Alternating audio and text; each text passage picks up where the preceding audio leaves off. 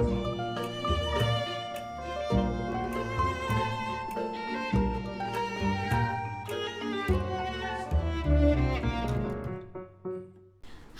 you're watching Dr. Musings, and I'm Monica. I'm Alanna. And today we're doing a little bit of something different. We're doing an interview. Now, my favorite thing about BookTube is being able to talk in community about books, which I feel like is kind of more of a solo activity, but I feel like BookTube kind of brings people together. And so I thought I would do something different and bring two of my favorite things together. Alanna. And books. And so I have a really good friend of mine, Alanna, here today, and we're going to talk about books and the impact that they have on our friendship and our lives. So, Alanna, our first question: how would you describe me and our relationship to our viewers? Well, Monica has been an extremely long-time friend. I want to say we met maybe in choir in as early as high school, which is, I won't say how many years, but a good long time ago. Tired hours of this morning, Richard Nixon won the election this time, where 8 years ago he lost. Yeah.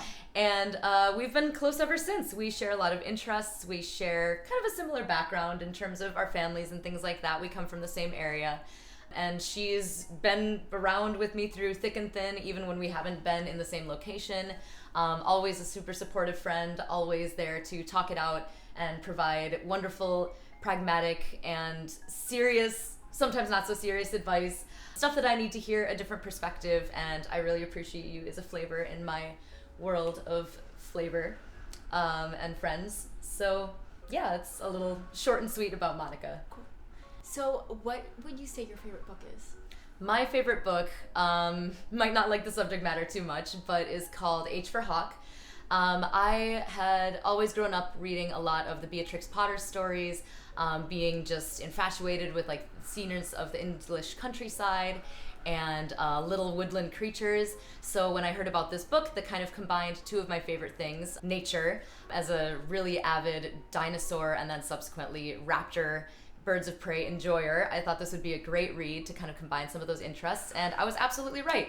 I really love what she does with this dual narrative between herself and a writer that she is reading at the same time she is working through this intense grief in her family life, and also managing the purchase and training of her very own hawk, a goshawk to be specific. Pretty brutal little beasts, and so I found it a really fascinating read with absolutely beautiful flowery writing, traversing some of the complexities of grief, human grief, and also the brutality of nature and maybe the brutality of our lives and how to work through it, and how she found her way through all this grief kind of through the practice of training this bird and self-discovery and acceptance. And it was a really, really beautiful story. Not super long, easy enough read, but absolutely impactful, and I absolutely loved it. Yeah. And for people who don't know, I'm terrified of birds, so that's why the subject matter for me. Anyway, so what is a book that you would suggest that I read? If you have not already read Erik Larson, I would highly recommend Devil in the White City in particular. I love the juxtaposition of this gleaming, beautiful white city, this monument being constructed as this like worldwide feat, and while in the underbelly there is a brutal serial killer on the loose, just under everybody's noses, under this guise of beautiful perfection of this sparkling, dazzling exhibit. And I thought the author does a really beautiful job of creating dialogue without ever making anything up. He likes to pull all of his quotes and dialogue from actual journals and diaries. So even though the book is nonfiction, it very much flows like a work of even historical fiction. The narratives and the dialogue is really smooth. It really brings you into the story as if you're right there in the conversations with the architects in the drawing room and planning for these disasters as they try to construct the city. And at the same time, we're talking about the architecture of the death traps that Mr. Holmes is constructing in his hotel. And it's a really incredible piece of literature and of the time period that really puts you into the place and is a little bit gruesome, but equally fascinating. And it's a great intro to any of Erik Larson's works if you haven't touched him yet. Yeah, I would say that that was really what got me with his work too, was like that juxtaposition. And I feel like that would be kind of like the number one cursed job would be to being one of those architects, because I feel like you're either like sick with some weird dysentery. Everyone who's an architect there got super sick at some point. Oh yeah. And then that just mixed with the fact that you had a serial killer on the loose is just made for a very interesting time in Chicago was it 1800s? 1883 was World Fair at that time, and spooky stuff, dark spooky stuff, but also very cool. Yeah. All right. What would be a book that you would say describes our friendship? So this is maybe a little bit of an unorthodox answer, but I've been reading a lot of Brando Sando for the fantasy enjoyers out there. And the Stormlight Archives in particular is a book or a series really, that is massive, kind of like the length of our friendship, so enormous, takes a long time to get through, but so well worth it. It is super complex. Every time you finish a book and kind of think you know everything, he opens another door, kind of expands that universe, and leaves you wondering what else is out there. So kind of like an epic soaring fantasy is kind of like how our friendship has evolved over time. There's always something more to uncover. There's always the familiar to fall back on and build on over time, and like Brando Sando, I'm excited to see where this goes.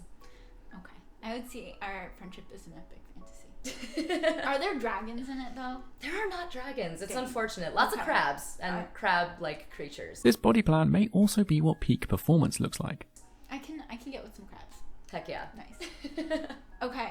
Do you have any bookish questions for me before this interview is done? Yeah, I mean, I'm a longtime fan, obviously, of you, but also of your channel, and I watch a lot of your videos and see the range of all the books that you read.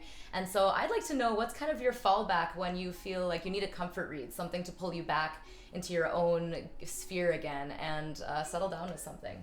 I like messy. I like drama.